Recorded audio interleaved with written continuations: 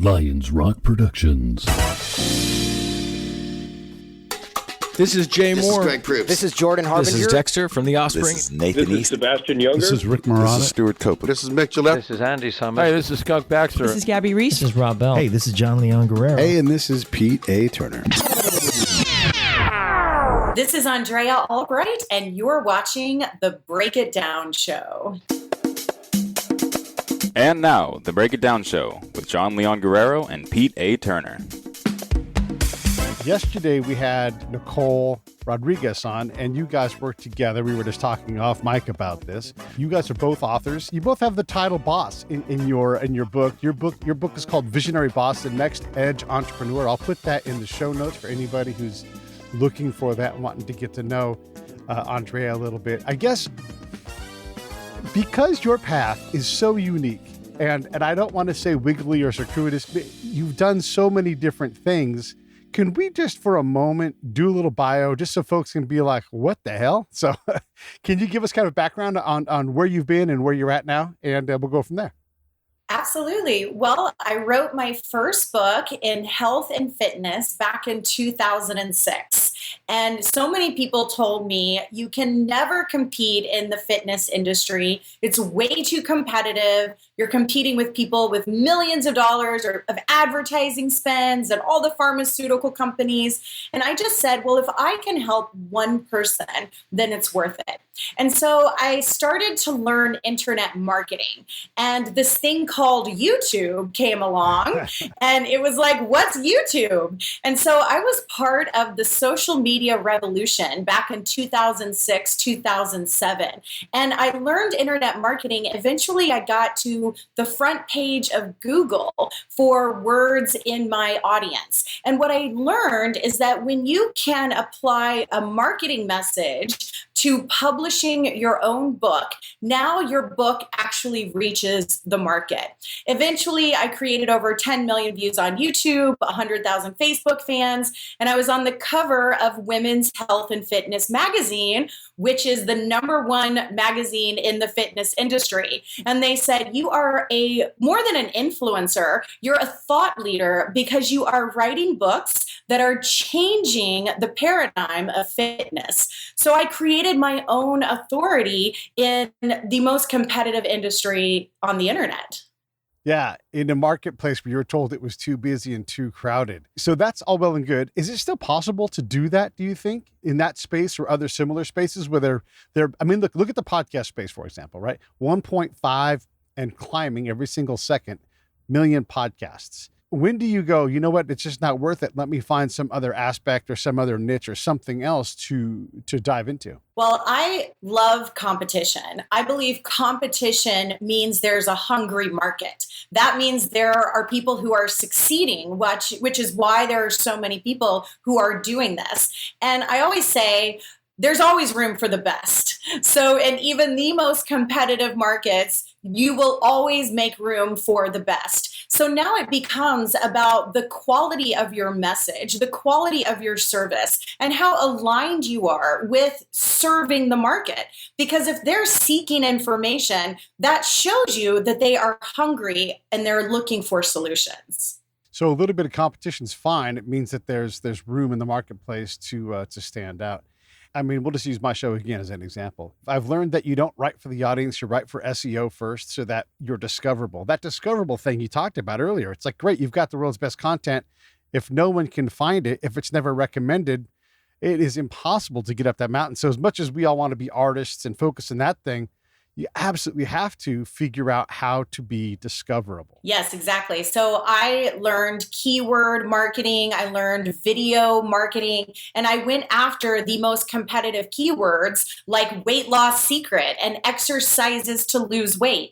And while people were spending millions of dollars for advertising, because my content had the most thumbs up, I got the front page of Google for those words. And so now we apply the science of internet marketing and understanding what your audience is typing into their search engine, combined with serving the audience with the best content, understanding them, and really meeting them where they're at.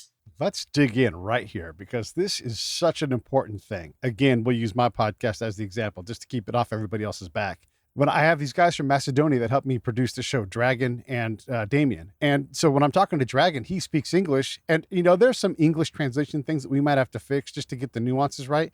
But I'm like, do not be clever. It's not about clever. It's not about those things. Like, you have to put the right words into the title. So if you were going to title this episode in terms of SEO purposes, what would you title this episode? Well, we're not quite done with the episode yet, so I'm not really sure what the overall message is going to be.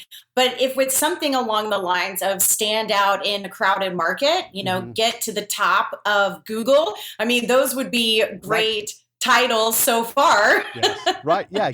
Getting to the top of the Google search, and then your name, and then bam. Now, because literally what you're trying to do is you're trying to in your brain predict what question they're going to ask, Google, or in my case, Bing. I never use Google. I always use Bing. But yeah, that question, like, how do I get on the first page? How do I get to the top of the page on Google? Right. And then this show comes up because it's a resource and Google's like, well, this is exactly the answer to your question. Exactly. And so it's like putting your content on a billboard that has millions and millions of people driving down the superhighway versus artists and experts who are trying to be clever. They're putting their message up on a dirt road that maybe 2 or 3 people will go down in their lifetime. And they're wondering why they're not making the impact that they want to make with their message. Yeah, I love this. We both live in Southern California, and I can't imagine what a billboard costs on the 405. And I can't tell you off the top of my head any one of them, like in their message. Can you think of a single current billboard on the 405 right now? I love iPhone billboards. I think iPhones have fantastic marketing and branding, and I see that they place themselves on very high traffic freeways around Los Angeles. So it's one of those positioning as well as understanding the audience. Sure. Because the people who are going to be driving on that freeway are most likely going to be professionals, entrepreneurs, a lot of techpreneurs around Southern California. And so they always capture me, and I think, wow, that's perfect placement and positioning of your brand in front of your target audience. I thought of one. That's that Chinese dance show, Shin Yung. That I even know how to say it because they say it in the radio ads.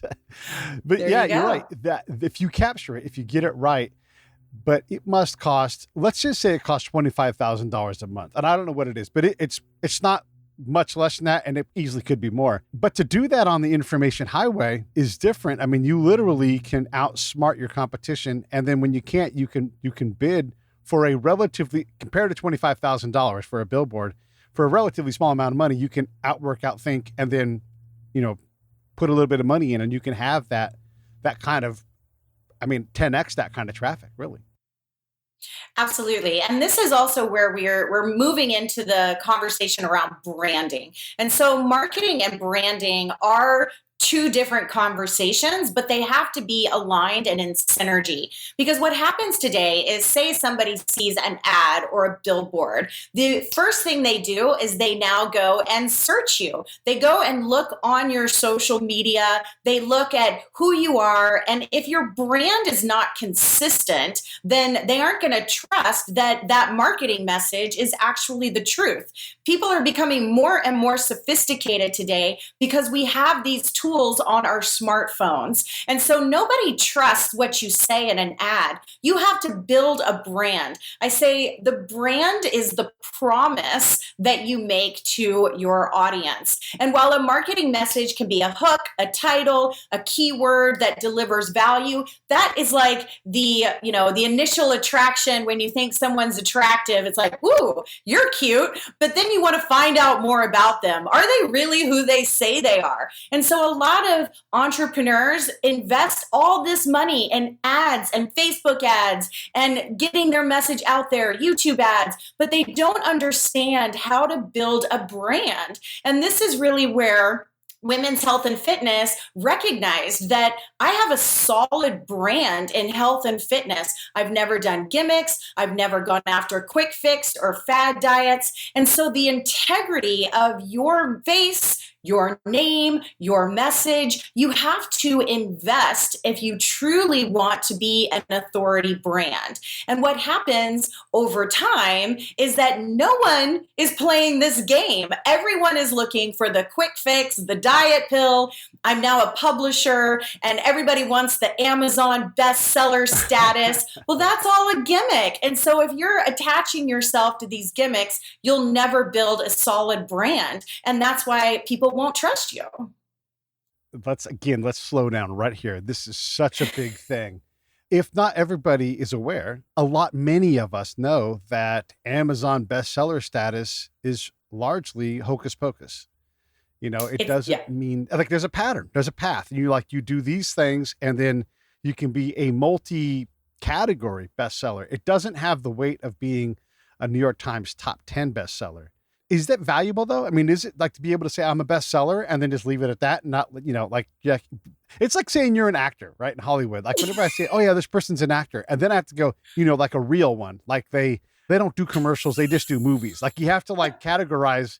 You're like, in reality, if you're an actor, you're an actor, but there's all these different levels. Help me understand that bestseller practice and what you think, how valuable it is. Well, back in 2008, it was a big deal to be an Amazon bestseller, right? But we now know that marketers have just been using this as a gimmick. And if you are aligning yourself with this gimmick, even Amazon is going to be cracking down on this because it doesn't mean anything. When everyone is a bestseller, it no longer has any credibility. And so maybe back in 2010, when people first learned, wow, I can do this. But all it is putting yourself in a category that's very obscure. Not many people are competing, then selling your book for 99 cents and having everybody at the seminar go and buy your book at the same time. And you're maybe a bestseller for 30 seconds. Then you screenshot it. And now you're trying to build an entire brand and business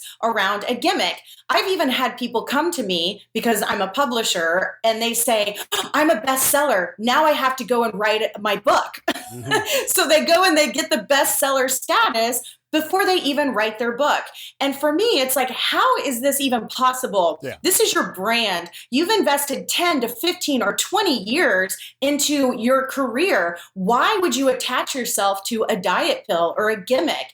And I want to get this word out there because I see so many heart-centered, smart people that don't realize that these are marketing gimmicks that people have figured out how to game the system.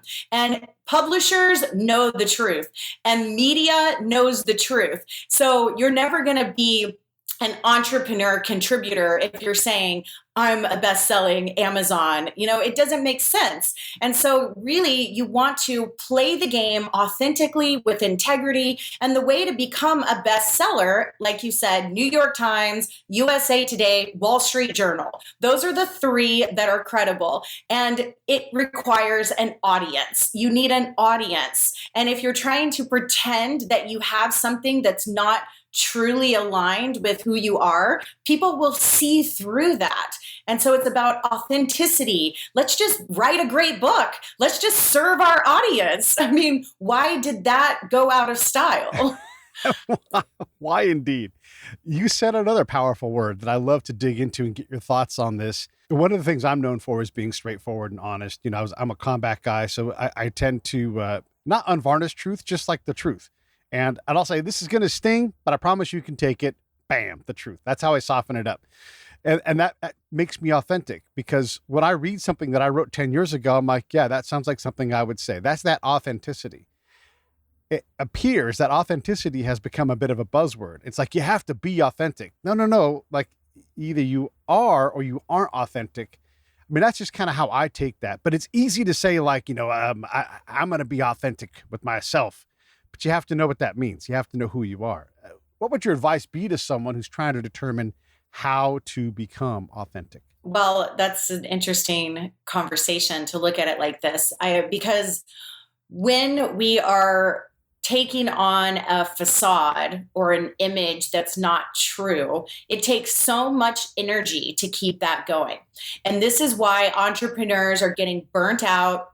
This is why you're not attracting your ideal client or customer who ends up being dissatisfied or, not getting the results, because you aren't presenting the truth of what you do, how you do it, and who you are. And everybody says, oh, I want to help everybody and I can do everything for everybody. And so they begin to build up these false personas. And so it's exhausting. It will suck your energy and it will attract the wrong people who are only going to create more chaos and more frustration in your life. So when you become authentically aligned with who you are, it isn't about who do you want to work with. It's the 99.99% of people who are not right for you. And being so aligned with, here's what I do, here's how I do it, here are the results that I can create for this person who is ready. And when you truly believe that, you're not saying I can help everybody. And then when you do find that 0.001%, right, and you say, I am authentically making you an offer that will change your life, they will feel it. And so authenticity is not only a great way to live because you don't have to spend all that time and energy putting into something you're not, but it also aligns you with the audience and your target market who you can truly serve. Let me push you on this, because this is an interesting part of this conversation. We often, and I'm going to point my finger squarely at marketers, we often shape words and messages, and that, I think, plugs a hole in the bottom of your authenticity bucket, right? I mean, yes, you're saying these things, but you're trying to find the right thing to influence rather than finding the authentic thing. And there's a price there. And I'm not saying it's bad to shape and create messages that are sticky, but there is a cost in terms of authenticity at times. I mean, we've all been told things. You're like, yeah, I don't, I see you spinning this message. Just give me the damn message straight, Well, so marketing is a science and an art. And the delivery of that product and the promise you make is also a science and an art. I separate them. And it doesn't mean that if you're a great marketer that you're going to have integrity with the product and the service. It also doesn't mean that if you have integrity with your product and service that you're going to be a great marketer. They are two different conversations. There are two different skill sets. And so this is why when I lead with, I've been doing this since 2006. I lead with that because I want you to know that, yes, I am a great marketer and I also have integrity with my product and service. Most marketers burn themselves out. They burn their reputation. They, end up having the SEC come after them, which is what's happening. Okay. I mean, it's all coming. It only lasts maybe 5 years, until all the lights come on, and then they have to, go and recreate themselves, and then they'll have a comeback. But the point is that they never get to global thought leadership. They may be successful in the marketing world, in the internet marketing world. Right. And that industry, it's like the emperor has no clothes. No one wants to admit that you can't be on Forbes. Why aren't you a contributor for Entrepreneur magazine? Why aren't you on the Today Show or on the cover of Women's Health and Fitness in the world of the fitness industry? It's because the world of media, if they truly have a global media presence, they know that those are all just gimmicks that are being recycled like a pyramid scheme. And so if you're in the world of internet marketing, you think that's the only world out there, but actually there's a whole other world, which is called true, authentic thought leadership. Yeah. Okay. All right. This is great. And I love that look, this is the thought leadership right here, like the stuff you're saying, because there is so much of that, like this whole, and listen, we all do these things, but the fake it till you make it, if everybody's faking it, like nobody makes it. So if we talk to 2006 version of you, or if not you, let's talk to the person who's like, I'm going to market myself as a thought leader. And they have 10, 15 years. What if you don't have that? What if you're not sure if you have that thought leadership? How do you establish these things? You are authentic, but you don't know how to be authentic. All of these things when you're getting started, it can be a lot. I mean, think about, and you talk to writers all the time. I'm writing something right now and I had to send it to an author friend of mine. And I'm like, look, I'm sending you this for your feedback, but also because I have to do a sanity check. Like, is this any good? And I know it's good, but you have to convince me that it's good because writing things is hard, right? If you're pouring your ideas and your thoughts out. Talk about this whole concept of how do you get your foothold in the authenticity, in the thought leadership. I mean, nothing's more boring than a 22-year-old fitness expert. It's like, come on. You look great. You look great. I'm glad you're barely wearing any clothes on Instagram. However, come on. Well, this is a great conversation. This is so much fun. So a couple things there, first of all. So I have a degree in biology. I was going to be a doctor. That's why I decided to start writing books that help people. And I also used to be overweight. And so I struggled with my own identity and my self-esteem. And I wanted to help women to love their bodies. And so that was my motivation for writing that first book. And when you ask about before I get into building the authenticity, when you asked your writer friend to critique your writing, I would tell you that's the worst thing you could do, because that writer friend is not going to buy your book, nor is it going to be a person who will follow you forever. So you actually only want to connect with your raving fans, the people you are here to serve. Everybody has an opinion. I say they're like belly buttons, okay? Everybody's got a belly button. And the worst thing that writers and artists do is they ask for everybody's opinion. It's like, no, the only person who matters is the person who's going to buy your book and who you are writing the book to change their life. Tune everybody else out. And that includes the self-doubt in your head. You have to get that critic in check in your own mind, because it's not about you. It's about the person you're here to serve. So align with that message. Put your message out to the market and listen to the people you're here to help. That would be the first thing I would say. Okay. Building an authentic brand, yes, it's competitive. There's all kinds of tricks and gimmicks and ads and websites. The credible way is to be an author.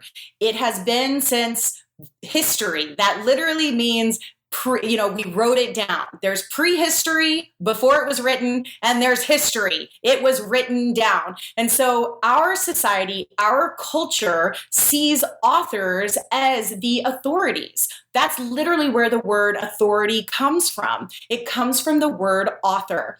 And so my mentor told me, if you want to stand out in the fitness industry, you have to write a book. You have to become an author, because that's what makes me an authority. Is the minute I say, I've written the book on this subject, we know what it takes to put your thoughts together, to devote the time and energy into writing and publishing that book. And books still have the highest level of credibility in our society. When you move, you have all these books and you're like, what am I going to do with all the books? You don't throw them away. You move them from place to place to place. It's because books have value. We know that books are the way that we share wisdom. And if you go back to the history of the printing press, it was the Gutenberg press, which got us out of the dark ages. And so we're literally talking about the age of enlightenment. And even in the world of digital information, a book holds the highest level status. And so the minute you become an author on this subject, now you have the authority so that you can send people to when you're buying those Facebook ads and putting out YouTube videos. If I didn't have over 25 books in health and fitness, Women's Health and Fitness magazine never would have put me on their cover. It is about writing books, publishing books, and sharing your ideas. That's what thought leaders do. Can I add to that? I'm going to add to that. Yeah, go for it. By having 25 books, it means you're not out of ideas. You're not going to be out of ideas. You are setting the market. This is one of the things we learned about along the way too with the show. And I wanted to get into your experience in dealing with entrepreneurs, because there's so much wisdom to be gathered. And I want to hear about that as well. But that ability, so you can sit down and you can put in the time and you can write a book, which means you learn how to sell a book. Because if you're not salesperson of the year of your own book, Nobody else is, it's like, you've got to do this.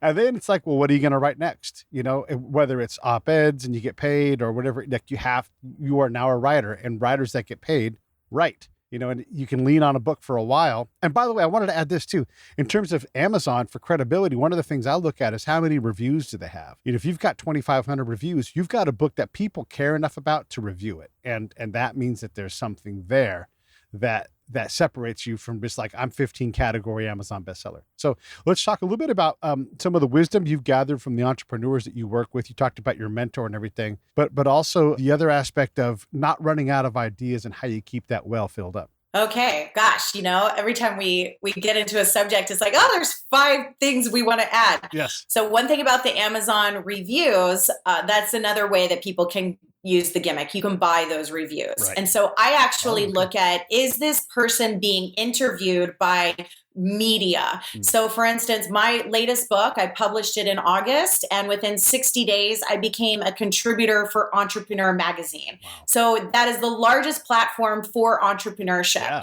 I promise you, not once did they say, how many Amazon reviews do you have? All right. Okay. Good. Yes. So remember, this is why the internet marketing world wants us to focus on these things that can be bought. So true credibility is about the media is interviewing you. You are a thought leader. You are sharing your ideas on platforms that are distributed around the world, period. That's it. Love it. So now you're asking about entrepreneurs and how the book can serve the entrepreneur. Right. So the book is more than just a business card. I hear a lot of people say that, oh, it's a new business card. Yes, you want a business card that makes you stand out, but it's also a commercial. The book is the new commercial. No one watches commercials anymore. We fast forward through them or we skip. But when someone hands you a book that is delivered to your exact problem, pain, and where you're seeking a solution, you give that book your undivided attention.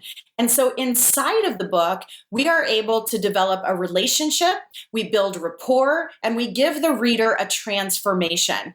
There's nothing else that can deliver that kind of intimacy and that kind of interaction. And so this is why authors have raving fans, loyal followers. And so if you're just thinking of your book as a business card, or a lot of people are just, rushing through it just to get that Amazon bestseller, you're missing the most valuable opportunity you have to build a relationship with your audience. And so the book, I say, if you're truly a thought leader, you need to publish once a year.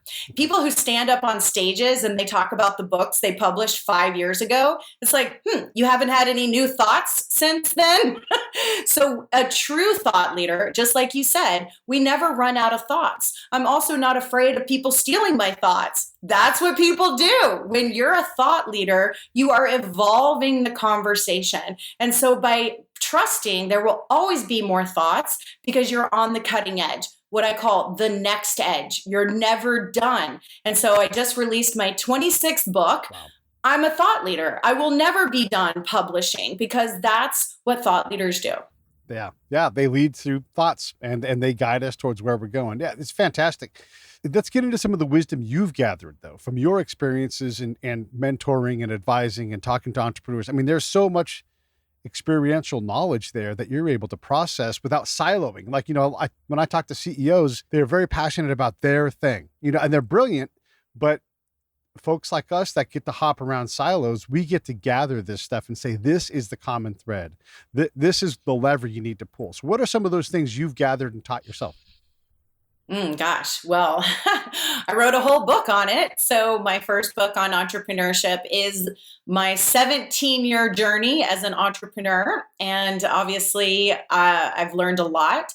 I say it's been the greatest personal development and spiritual path I could ever have because business doesn't lie. Business is numbers. And it'd be easy to be up on a mountain or be at some spiritual retreat and say, oh, I'm aligned with my purpose and my dharma and I'm of service. But when you're truly in the business world, it's a direct reflection of, am I creating value for others? And they exchange that value in the form of money. And so it's something we can measure. And I believe that entrepreneurs, whether we like it or not, we are smack dab in the middle of a revolution, and we are being called to leadership. We're being called to authentic leadership, integrity, and most of all, when you have a vision and a message for humanity, you cannot sit on it. People are saying, oh, I'm not good enough, or I'm not worthy, or I'm not ready. It has nothing to do with you. The message chose you. You need to share that message with humanity. We are less than 5% of the population. Entrepreneurs are very rare, and we are very misunderstood. I've been misunderstood my whole life. I've been told I'm crazy. I need stability. I can't, what are you doing? Who do you think you are, taking on the fitness world and becoming a publisher, and now you're disrupting the publishing industry? It's like, who are you? Where did you get this, ego from? But now I'm a genius. Everybody's telling me how smart I am because I was part of the digital revolution before this all happened. And so the key is you have to trust your vision. The world will tell you you're crazy because they don't see it. We see the future.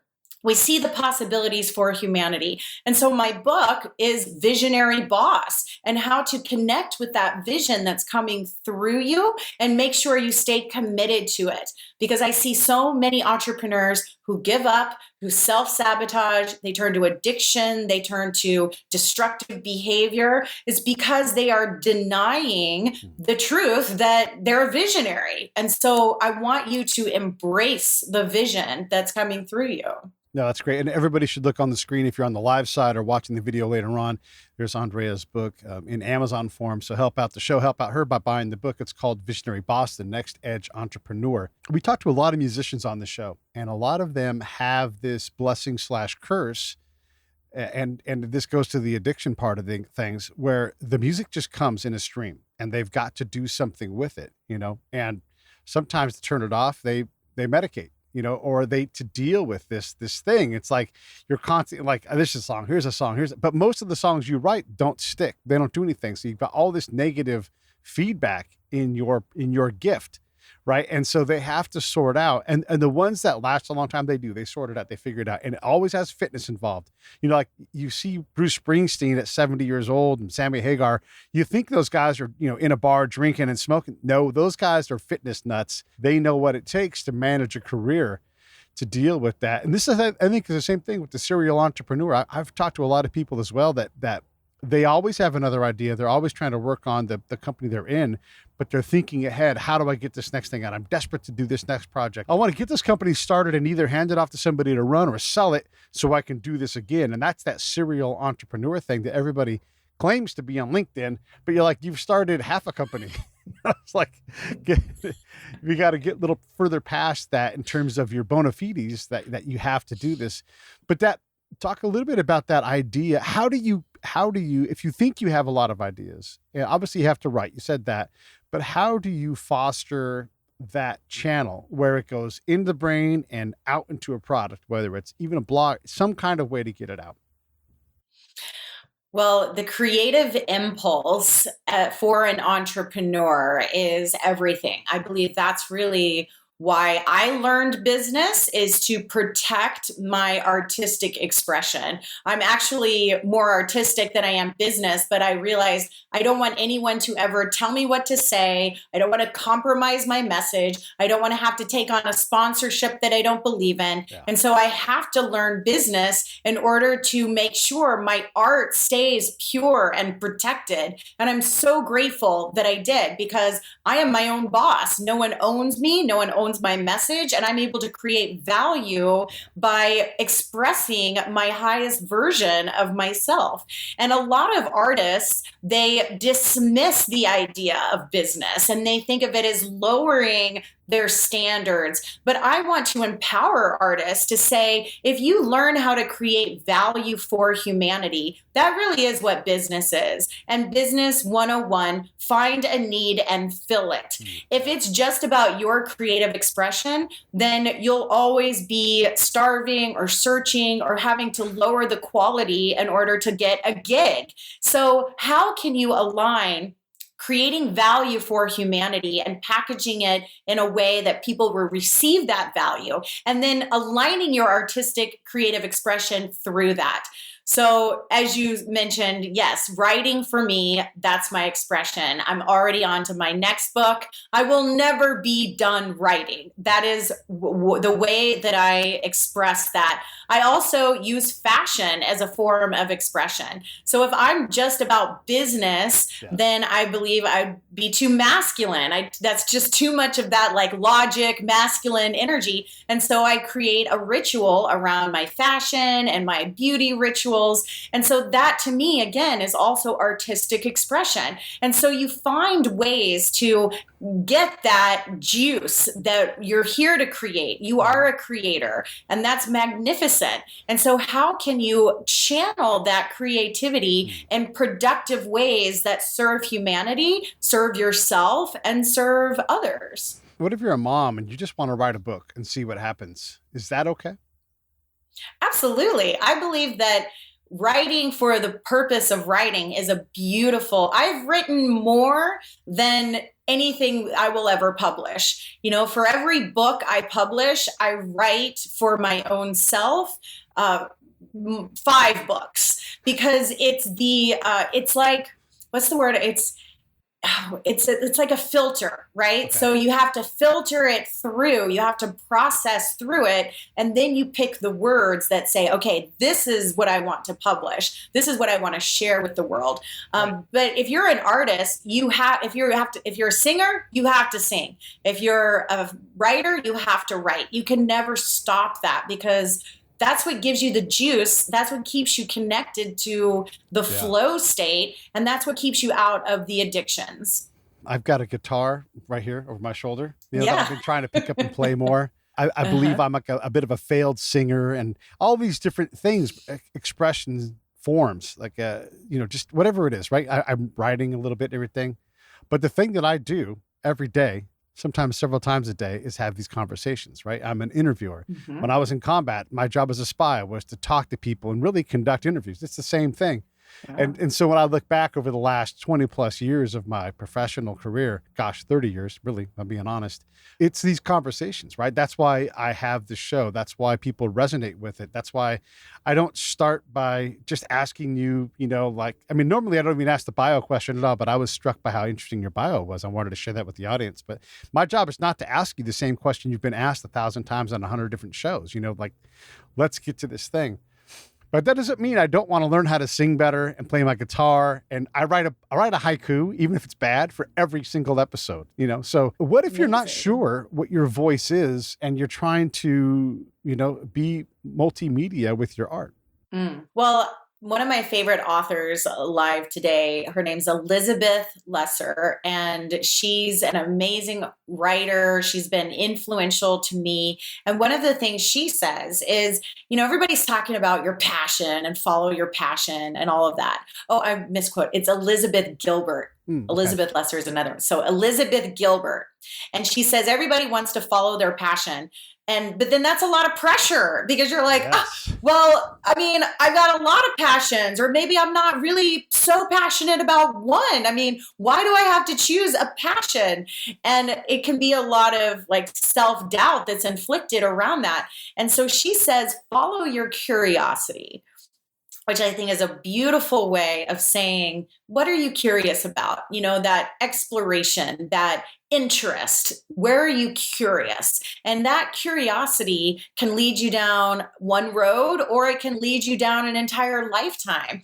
But I'm always curious. I stay open to curiosity. I'm an insatiable learner. I'm an explorer. I'm a seeker.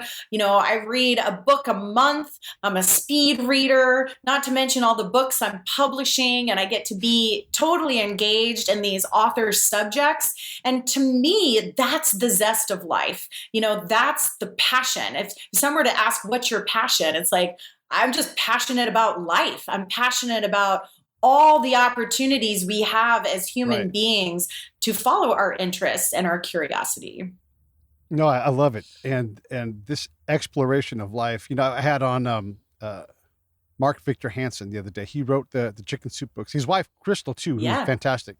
And we were talking about a lot of different things. And actually, Nicole and I talked about this yesterday. Like, if you make a to-do list, cross things off, of course, but also don't forget you did those things. And to do 7 things as an adult, like one of the things I have to do today has nothing to do with anything other than contributing to the household's well-being. Whether it's change that damn light I've been trying to, these things count, and don't lose sight of that. But that ability to gather wonder, to gather awe, to find inspiration, and if that means picking up the guitar and playing with it, whatever it is, keep going back to those things that give you that input. I would submit to you that is among the most important things you can do to really sort out who you are, or at least deflate the bad side and express yourself in a way, even if no one ever hears it, and like I play my guitar in my tent by myself. It's a therapy, that vibration of playing, that act of playing, expressing myself. Like, how do I sing this song better? All of that expression and thought, it's good for the soul. Absolutely. And you asked earlier about, how would a mom busy with her kids, like how would she write a book? And I think that our culture tells us that we have to put our dreams on the back burner, that once the to-do list is done, then in our free time, we're going to create our dreams. Well, that never happens. You never end up creating your dreams. And so I say, prioritize your dreams. Make your dream the highest priority of the day. If it's 15 minutes, if it's an hour, yes, wake up early or walk away and leave your kids with a neighbor. There's got to be collaboration. I don't succeed on my own. I have a team. I have a mentor. I have a community of entrepreneurs who support me every day. And so these women and men, but especially women, we're told that we're supposed to take it on and take it on and take it on and do more. And so this superwoman, it's all just a facade, because you can never just keep taking on more and more and more and more and expect for your dreams to come true. So if you were to put 10 minutes or 20 minutes aside for yourself while your kids are napping, while your kids are entertained, you will be a better mom. You will be a better version of yourself. And this idea of self-care, once I'm finished with everybody else, we need to switch that in our society. We need to prioritize feed myself, feed my soul, feed my art, feed my expression, feed my fitness. Then I serve. Don't even give to others, because you're giving from a place of depletion. Yeah. And that's creating negative attraction and guilt and all of that. So lead from abundance. Fill yourself up first. I love it. This is such a great thing. I always like to say, no one takes longer to go to bed than the mom. There's always something else to do. Like, I'm going to bed at 9, 12 o'clock, still not in bed. But you're right. I'm 51 in a couple of weeks, and a lot of my friends that I grew up with, the moms are trying to sort out who they are now that they've been a mom for, 18 to 30 years, like, now what do I do? Why do I matter? My whole life has been in my kids, and that is awesome. It's so much fun to watch a mom be a mom and just glow and light up and everything. But you're right, like being the example for your daughter, for your kids, like this is how you do this. And even if you're not able to do it, and this is one of the areas where I love to talk about these points, like where the work really is. It's great to say, go grab your guitar and sing for an hour every day.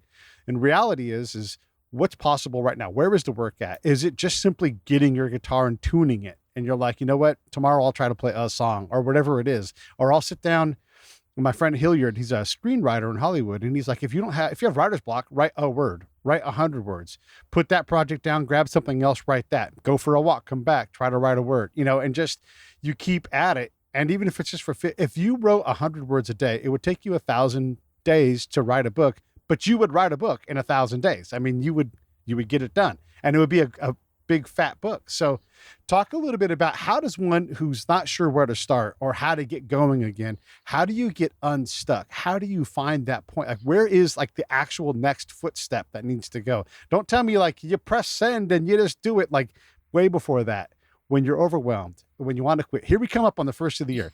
What do we do? Next step, next day, next action. Yeah. Well, I meet a lot of people who are in writer's block. When they come to me, a lot of times they have half-written chapters on their computer hard drive. They've been working on their books for years. One of my clients had been working on his book for 17 years when he met me. And so here's the number one thing I tell people. I say you have to set a deadline.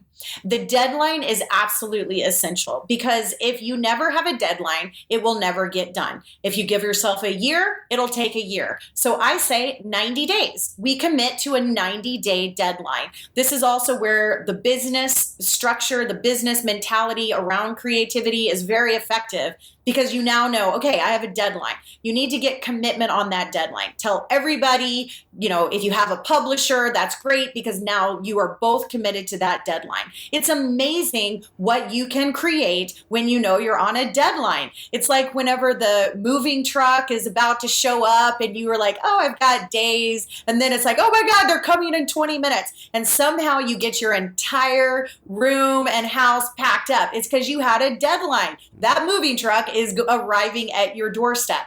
So artists need to create deadlines. This is going to actually bring forth the best of your creativity. Yeah. The second part around writer's block is most people go into writer's block when they get overwhelmed. It's not the lack of ideas. It's too many ideas. It's too much going on in your head.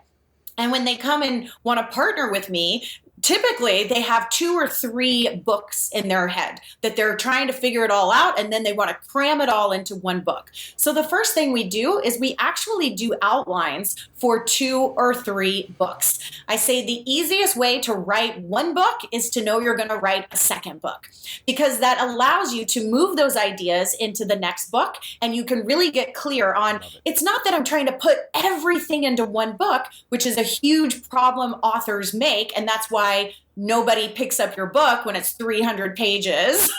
So the average reader wants about 150 pages. They don't want to be overwhelmed. It's like having a meal. You can't eat everything at once. You have to be able to digest it. And so this first book, what's going to go in this first book, knowing that there's going to be a second book and even possibly a third. So just moving your ideas out into a space where you have time and expression to say, this is what I'm saying first. Then I create rituals around writing. So another thing, as I say, is never write your book by yourself.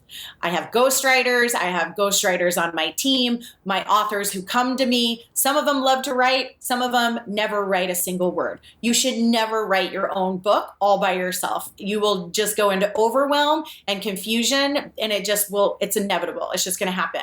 And so by having commitment, having a team, having someone to work through those ideas, that keeps it in a dialogue. If you're in a monologue, you get stuck because you're the only one in the conversation. But just like you and I, we never run out of stuff to talk about because we're in a dialogue. And then the last piece is create rituals around writing. So I like to go to fancy hotels. I actually do it all around the world. I've traveled by myself through Europe. I go to beautiful hotels, and that's my thing. If I have a writing deadline, I put myself in a beautiful environment. I go to a hotel where I know I'm going to be there for 2 to 3 hours. People will be able to serve me, take care of me, and I'm surrounded by beauty. I get dressed up. I make it an experience. And I even kind of have like a role play of like, ooh, I'm a writer in a movie. And, it's like, do what you have to do to get yourself in that state. And I tell you, what I create in that time period is, it's magic. It's truly magic. And so that ritual around writing, it's like, ooh, I get to go write today. I've got 3 hours. Now I can go and I just get to create. And the last thing, when you are in the creative flow, Do not edit yourself. Right. So eliminate the delete button. The delete button does not exist. And this is what people do is they write and then they edit. They write and then they edit. And so it takes two different parts of your brain. The right brain is the creative part of your brain. If you're editing, you're jumping into the left part of the brain. So allow yourself to be creative in that flow state, and you don't even delete. You cannot delete. The next day or 2 days later, put on your editing hat, go into your left brain, and clean it up. And so it's two different rituals around the creation and the editing. And people who are trying to do both at once are constantly stopping themselves. So that's how I've written over 26 books and more to come. I love it. Yeah. I mean, it's like a master class on what to do, because you're right, that experience thing. I mean, whatever it is, if it's not fancy hotels, find that spot that inspires you. Nature. Yeah. Beauty, sure. Nature, something that for whatever it makes you want to be in a creative space. I've been reading a lot of Laura Ingalls Wilder's books and things that are written about her, and it is just so inspirational. And one of the things I want to say is she's remembered in part because she was an excellent writer, but also her daughter was a world-class writer and editor and everything too. But because she wrote, like the pioneer story is not written that much, and a lot of that writing didn't survive. But she becomes the authority in part because she showed up and said, "Hey, that's right. I got these stories," and if you look at what she did, it's almost like Seinfeld. Like she wrote about day-to-day life on a prairie or by a river, and it looks fascinating when you do. But again, she did it, and then the process of writing. So she would write these stories, and her and her daughter would have these letters in exchange, and they're like, I can't really use this in any of my books. It's never going to fit in. And so she would give it to her daughter and say, "You use this in one of your books." And then she could fashion a whole story around this spare part because she was prolific, and it's just inspirational. Like just write it, get it out of your head, and then come back to it. You're right. And then edit or get more of it out of your head. And she would say, like, she'd go back 60, 70 years in time. And like, once she got into those memories, she's like, "Oh my God, I forgot about the blue dress," and these details would emerge and just bring all this richness to these stories that she's known for. And it's incredible what your brain will do when you allow it to get into that memory and then look around in the memory. Just, I got my eyes closed for everybody listening, and I'm looking around, and you look around, you're like, "Oh my God, I forgot." That stuff's in there a lot of times if you can manage to slow down and grab it and pull it out. That's beautiful. You're making me even more inspired to write. I know. And that's the key. When people are like, "Oh, I don't have anything to write about." It's like, well, be a fascinating person, be fascinated by life. I mean, if I'm sitting here right now, I could find multiple things and perspectives to write about this situation right here. And so you can't just wait for the impetus to strike you. It's like, create it, live a fascinating life, be a fascinating person, choose to find beauty and inspiration everywhere, because these muses, as the, philosophers from the Greeks would write about, they are here waiting for you to say yes, and they will come and meet you. But if you're putting up all these barriers and obstacles, they're just looking over you and they're moving on to someone who is open and always willing. Another thing about when the muse strikes, one of my favorite writers, she said that she used to be working on a plane and a prairie, and this was back before typewriters. And if she would feel the inspiration coming, she said it sounded like thunder rolling across the prairie. And she would have to run back to her house and grab the pencil and write it as quickly as she could. And sometimes it would be almost gone, and she'd have to grab it and by the tail, and it would come back backwards. She would write it backwards. And so that's also another example of how keep a journal, keep something with you all times, because you don't know when that muse is going to come. And I know when I feel it, when I get the chills, and it's like, "Ooh, I have to capture this. I have to get this." So be ready, because when you open up those channels, the muse will find you. And I would say the muse will find you more often if you're super stoked about it showing up and that you do something with it. Absolutely. It's just like, the universe, relationships, when you're in gratitude, when you are also an action taker, my fellow artists, it's about the action, right? You don't just have the talent, you have to apply the talent. And that is what is rewarded. It's the same thing with relationships, if whether it's your child or your partner, the more you are in gratitude and the more you are appreciative, and also the more you follow through on your word and your commitment, the more they want to give you, the deeper the relationship goes. I would also say, don't be so precious with your talent.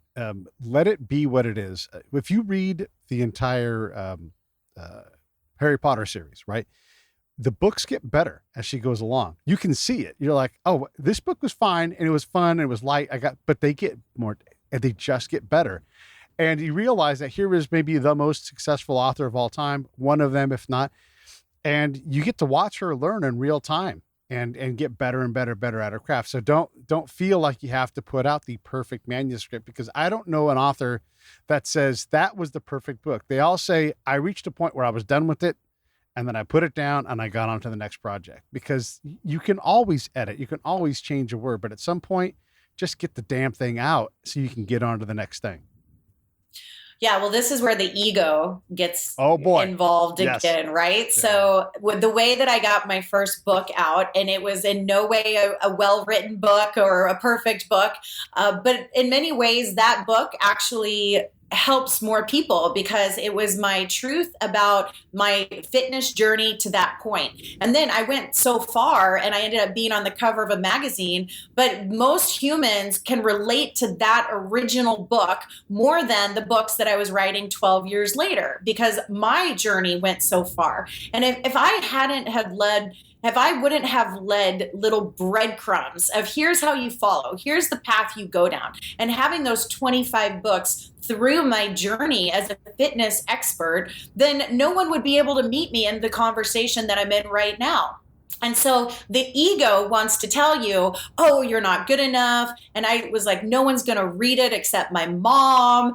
But the way that I got over it is I said, if I can help one person, then it's worth it. It's worth putting myself out there, being made fun of, ostracized, eliminated from the tribe, all the things that your subconscious is actually thinking is going to happen. But that's your ego. And procrastination disguises itself through perfectionism.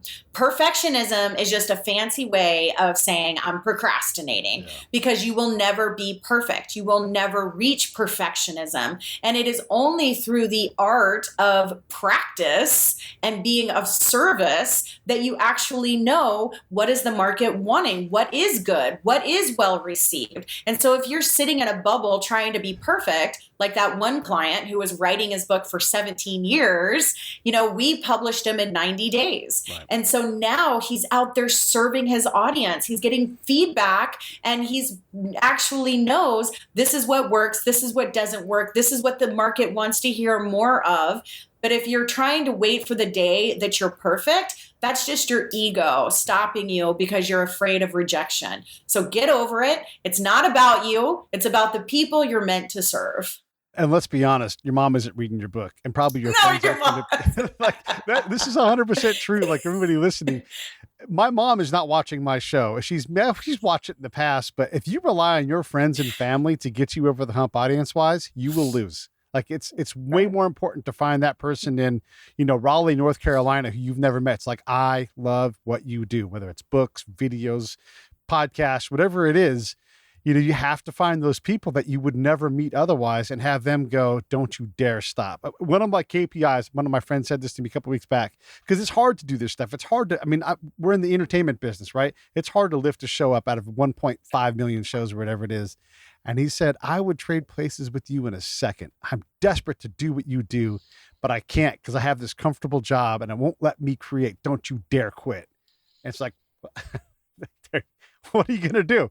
Right. Like, and you realize like, yep, it's hard. It's supposed to be hard. And I'm also incredibly fortunate to be able to do this. And I wasn't going to quit, but he was just like, give me that pep talk of like, you're doing it. You're on the path. You're so far down the road. You're killing it.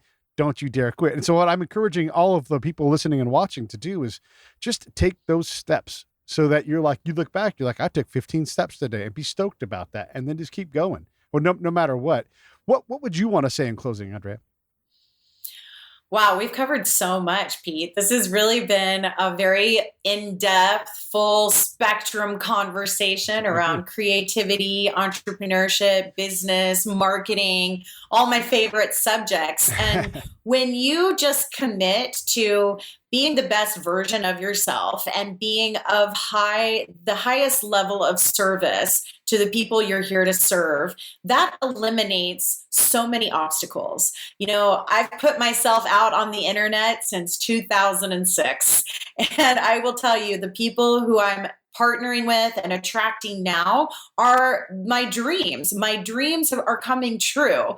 But if you aren't willing to just be who you are and be seen for what you have to share in the moment, then you will never get to the highest level in the industry. So just be willing to take the path, be willing to walk the steps. It may come tomorrow or it may take 10 years. But if you are truly aligned with your passion, if you are serving your purpose, people will feel that, and they will always be grateful for you. And there is always room for the best. I love it. Everybody, first off, if you type in Andrea Albright on LinkedIn, you can connect with her there. The links will be in the show notes, but just in general, let's cover a couple of these things.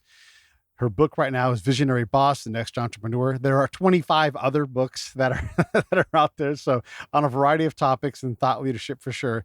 If you're interested in publishing, of course, BeverlyHillsPublishing.com. She'll help you get going on that.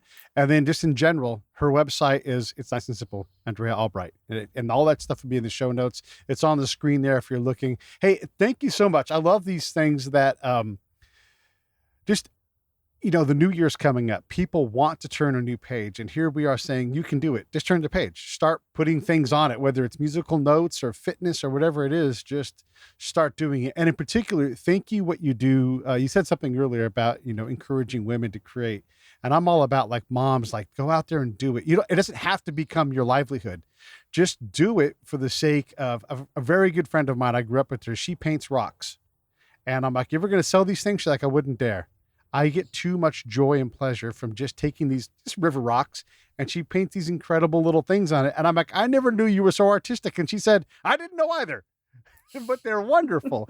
And so don't change, just find that thing and invest time into it and let it become what it needs to become. If it needs your full attention, it'll let you know. Well, can I give away a free gift to your listeners and viewers? If you go to AndreaAlbright.com and enter your email address, I have a $100,000 book launch strategy for you. So you can get a complete checklist and strategy of how you can follow step by step how I launch my books and my clients' books who we publish, so that you can make $100,000 or more on your book launch. So that's AndreaAlbright.com. That sounds like a pretty good deal. Let me think. If you're interested, there is the offer. And again, just go to Andrea's main site there, but that's the link to actually the button itself. But if you go to her website, you'll be able to find it. Hey, thank you so much for coming on. I really appreciate it. Let's do it again the next time. Every time you have a book or something to say, come on the show and help us all out. I would love to. Thank you, Pete. Thank you for what you are doing. And I agree. You are meant to do this. Keep going. You are a beautiful light to the world. You are so intelligent and so kind. I feel your heart, and it's been a pleasure to be on your don't show. Stop. Keep going. Yeah. He's like, how come we're just getting into this now? I didn't know this show was going to be about all this.